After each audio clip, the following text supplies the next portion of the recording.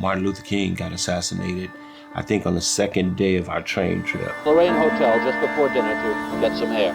He walked over to the railing at this spot, and noticing some friends below, he leaned over and began to speak with them. At least, say, 205 feet away, in a window in a flop house, the assassin waited.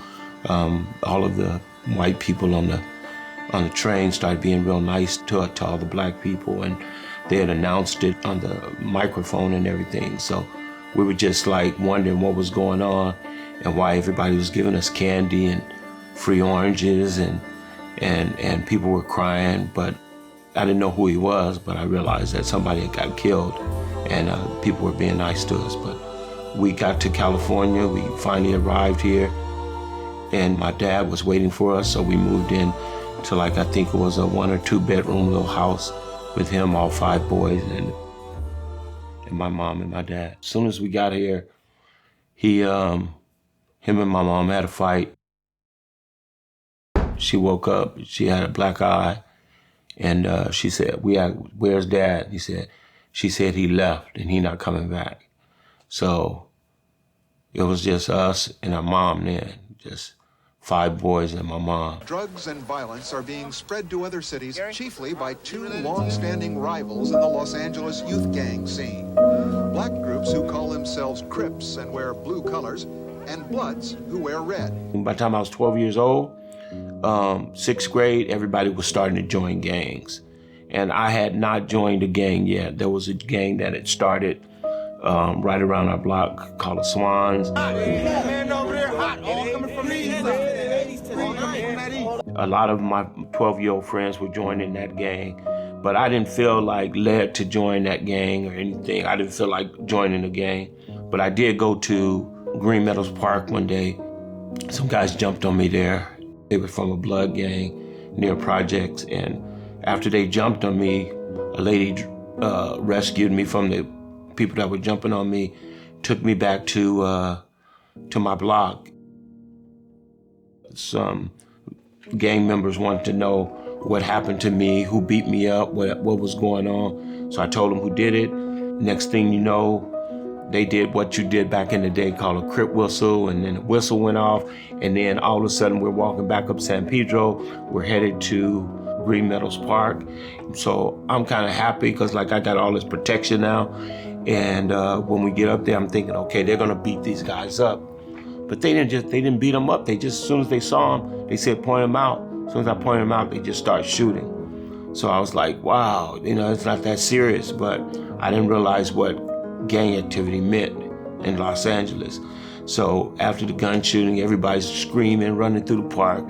We start running back toward 76th Street. I'm 12 years old, and I'm headed back, and we're running through the alleys, jumping through fences and everything. And we get back to 76th Street, and they asked me, you down with us now? You in Hood Crip? I was like, yeah.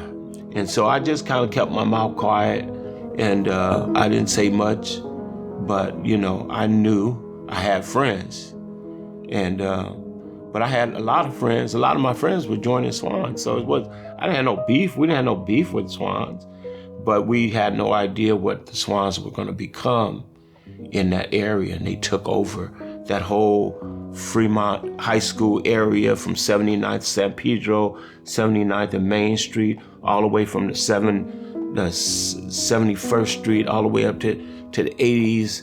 You had nothing but, there was like, Swans had completely took it over. It was like, wow, man. I was thinking to myself, like even the dudes that accepted me to be in their gang, they were scared of Swans. And it was the whole thing had changed. The whole neighborhood had changed. It had become like, this neighborhood belongs to this particular gang, and that's it, you know what I mean? So next year, I'm off to Bethune Junior High School.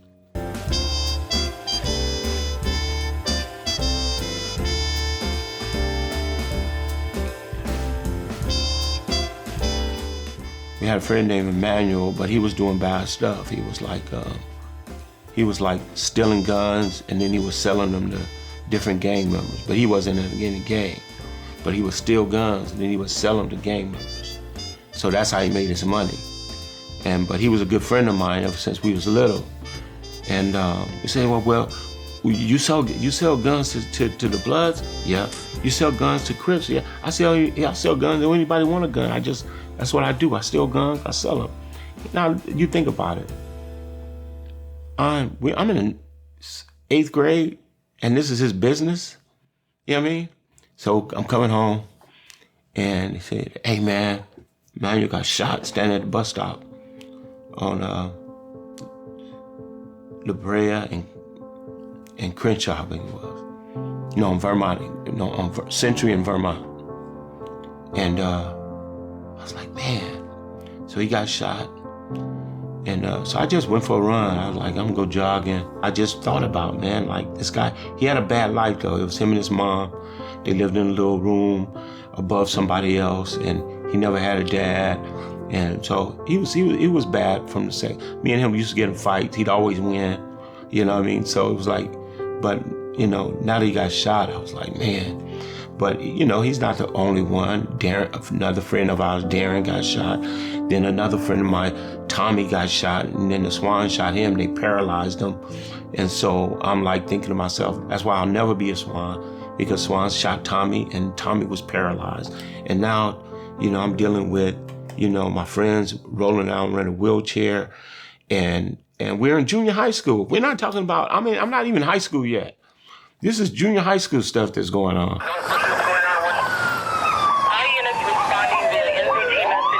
Every time you wake up, somebody, guess who got shot? Guess who got shot?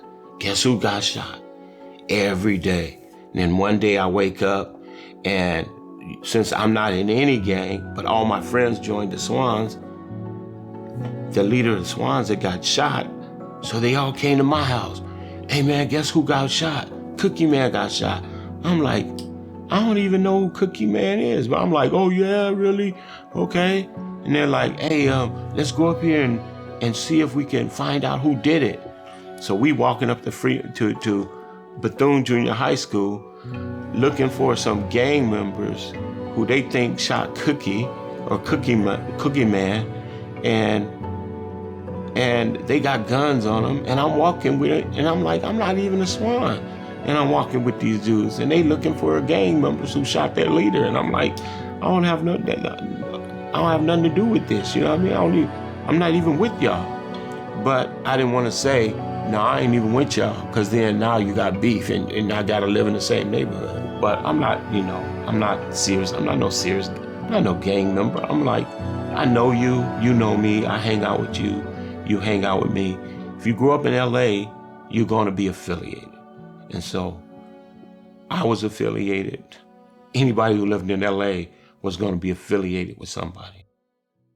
But if you're active, being active and being affiliated is two different things. But the thing is, when you got friends and something happened, they expect you to get active. And if you don't get active, then they want to know what's up. And by this time, you know, in junior high school, I'm getting bigger. I just started working out at California Gym right across the street from Bethune Junior High School. And it was called California Gym. A guy named Zach owned the gym. But people who just get out of prison, all gang members, every big gangster in the city worked out at that gym. So I met Craig Munson. Matter of fact, the owner was going to kick me out of the gym, me and another guy named Milkman. And Craig Munson, one of the biggest people, anybody, I mean, if Craig Munson stood next to Arnold Schwarzenegger back then, Arnold Schwarzenegger would look small. Craig Munson was huge. And Craig Munson is the guy who said, let little man work out so that'll keep him off the street. So instead of walking up Broadway every day, I went to California Gym, and there's bodybuilders in there. And all these bodybuilders are working out, trying to enter contests, and they're teaching me how to work out, how to get big, you know? And I'm like looking at all these people, and I'm looking up at Craig Munson like he looked like a superhero to me, you know? And he would always have good things to say to me about, you know, staying out the street. I didn't know who he was, but Craig Munson had just gotten out of prison when he allowed us to work out at the gym. So if Craig Munson doesn't tell a guy to let me work out, then, you know, I walk home every day after school, probably with the same guys because they want me to walk home with them. Let's walk up Broadway. If you walk up Broadway, you're gonna run into Bonzellos, you're gonna run into Swans, you're gonna run into different gangs. So I didn't have no more time for that. I had no more time to hang out with y'all. My whole thing was, I'm gonna lift weights every day till I get to high school, so when I get to high school, I'm ready and prepared.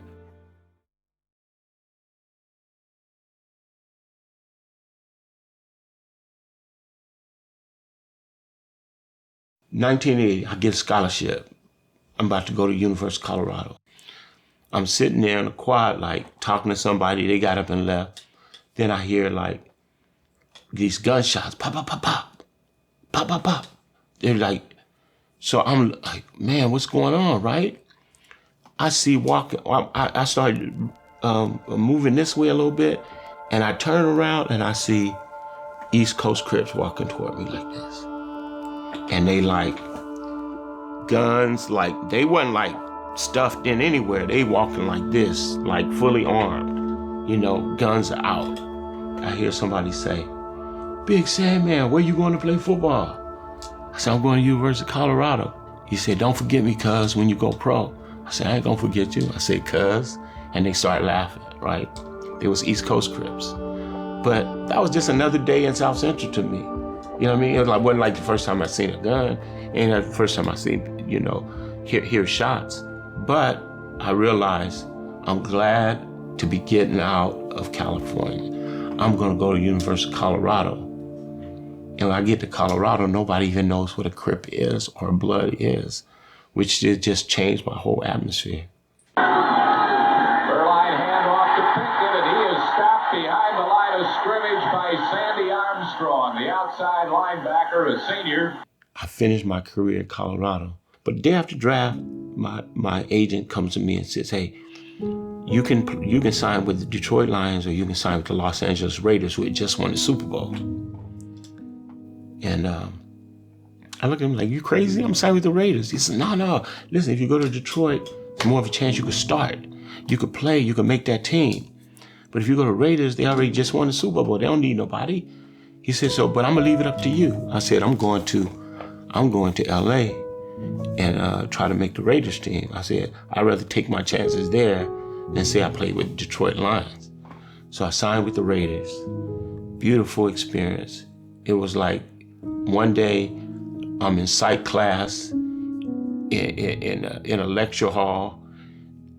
The coach come get me out of class and say the Raiders have a ticket for you and they're expecting you to fly out tonight.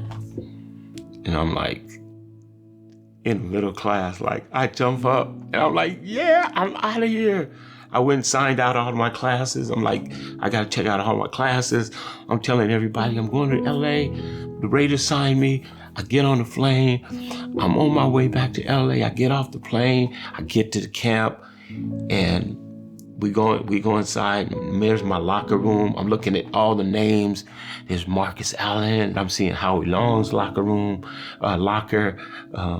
Jim Plunkett's locker, Greg Pruitt, Lyle Zato, the Stork. It was like I'm among legends. This is where I belong. I belong among legends in football because this is something I've always wanted to do.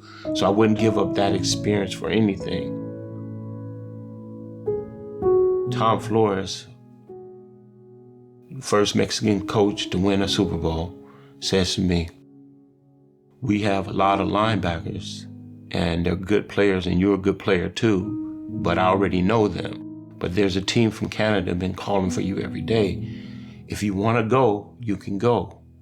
And I said, well, how much, I got to find out how much they want to pay me. When they told me how much they wanted to pay me, I said, I'm getting on a plane, I'm going to Montreal. Game star Sandy Armstrong, who had a couple of quarterback sacks tonight and did a fine job in short yardage situations late in the game. It looks as though you managed to sneak away to the dressing room for a moment. So I got to Montreal, I got another fat check, and then I started my career in Montreal, and I stayed in Canada For 4 years, played up in CFL and then played with the BC Lions and then played with Calgary Stampeders. Went back to Montreal and coached.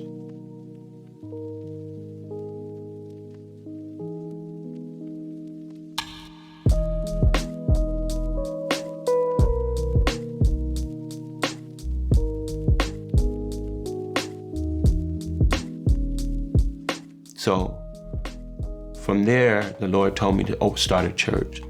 And so in 2004, we started Soldiers for Christ, me and Pastor Ben. We started Soldiers for Christ. So I've been a pastor since 2004. אני יכול לדבר עברית, he told me, עכשיו. I can speak Hebrew very well right now. Got my 2 beautiful sons. Been married for 26 years. That's something that I was always hoping to be, because the greatest thing to me is to be a father and a husband. If you're a good father and a husband, to me, you're a hero.